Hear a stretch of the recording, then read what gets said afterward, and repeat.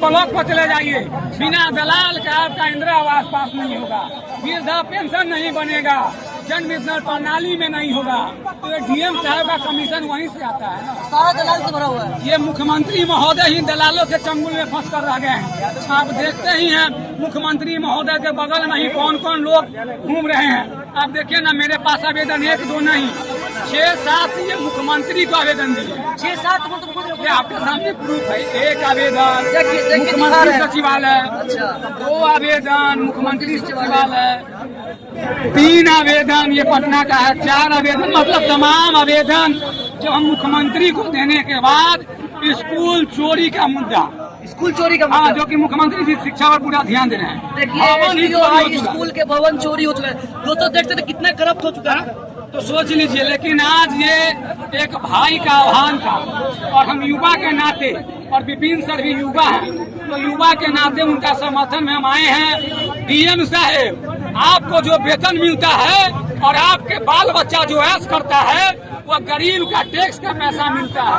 और ये गरीब की समस्या लेकर हम लोग आते हैं। जब हम लोग गरीब की समस्या लेकर आते हैं तो आप हमें कुर्सी पर नहीं बैठाते हैं और गुंडा की तरह बतियाते हैं। आप पढ़े लिखे अधिकारी हैं, हमारे देश के सबसे अच्छे नौकरी करने वाले लोग हैं, और आप हिटलर की तरह बतियाते हैं, आप आतंकवादी की तरह बतियाते हैं, आप माफिया की तरह बतियाते हैं। पहले तो कुर्सी बैठने के नहीं देते हैं। जो अंदर कुर्सी लगा हुआ है डीएम साहेब, जिस पे आप सफेद तौलिया बैठा कर बैठते हैं, बिछा कर, वो भी आम जनता के टैक्स से खरीदा हुआ कुर्सी है।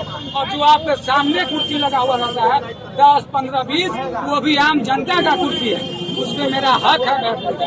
पहले हमसे बैठाइए, तब बतियाइए, तब समस्या सुनिए, सब समाधान कीजिए। लेकिन आप सब करने में फेलूर हैं। आपके पास माफिया आएगा, माफिया को बैठाइएगा, आपके पास दलाल आएगा, दलाल को बैठाइएगा, VIP गाड़ी पर लिखा हुआ गाड़ी आएगा, उस गाड़ी को अंदर घुसाइएगा, विधायक जी का गाड़ी आएगा, उस गाड़ी को अंदर घुसाइएगा। विधायक को कौन चुनता है? जनता। लेकिन जनता का समस्या लेकर जब जनता आता है तो जनता को आप लतियाते हैं, जनता को आप गरियाते हैं, जनता को आप भगाते हैं। तो ये गुलाम जनता नहीं है, आजाद भारत के आजाद जनता है और सोशल मीडिया का युग है।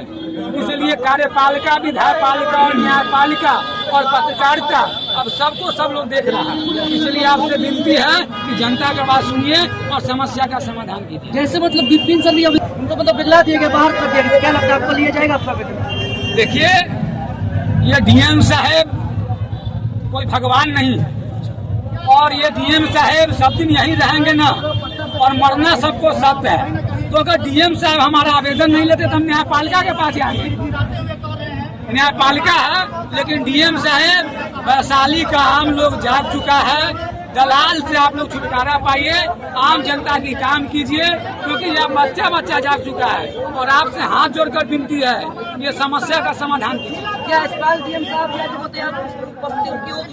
क्या लगता है? डीएम साहब आज 200% आवेदन लेंगे। 200% है कि वो आवेदन लेंगे। आज लाखों की संख्या में लोग हैं, अगर ये न लेते हैं तो वैशाली के तमाम जनता सड़क पर नहीं जाएंगे। मतलब उनका एक मत आवेदन नहीं लिया तो बोले विपिन सर बोले 1 लाख आवेदन लेंगे, वो सक्सेस हो गया लगता है क्या? ये आंदोलन सक्सेस है। डीएम साहब 1:30 बजे मिलने का टाइमिंग दिए हैं, तो हम लोग 1:30 बजे उनसे मिलेंगे, आप रहिएगा। लेकिन ये गोदी मीडिया का दौर से बाहर निकलिए मित्रों। हम बहुत देर से यहाँ आए हुए हैं और गोदी मीडिया का हम बयान देखे, ये लोग SDM और SDPO यानी DSP को चमचागिरी कर रहे हैं। भाई, आप जो चमचागिरी कर रहे हैं, जनता की चमचागिरी कीजिए। आपका खबर जनता देखता है तब आपको सैलरी आता है। इसलिए आप लोग जनता के समर्थन में लाठी चलाने की बात करते हैं। ये बिहार की धरती है, ये जयप्रकाश नारायण की धरती है, जो केंद्र की सत्ता बदल सकता है। तो ये डीएम साहब की किस खेत का मूली है? इसलिए ये जेपी का देश है, इसलिए अहंकार कोई मत पाले। जैसे ये डीएम साहब मतलब विपिन से डीएम साहब भी पढ़े लिखे हैं, गलत नहीं। ये डीएम की बात और पढ़े लिखे की बात नहीं है, ये आम जनों की हक की बात है। आप बैठे हुए हैं पढ़ाई करके, तो विपिन सर को जनता ने चुना है, सलाह पंचायत के लोगों ने वोट देकर चुना है। वो समस्या लेकर आपके पास आएंगे और आपको हल करना पड़ेगा।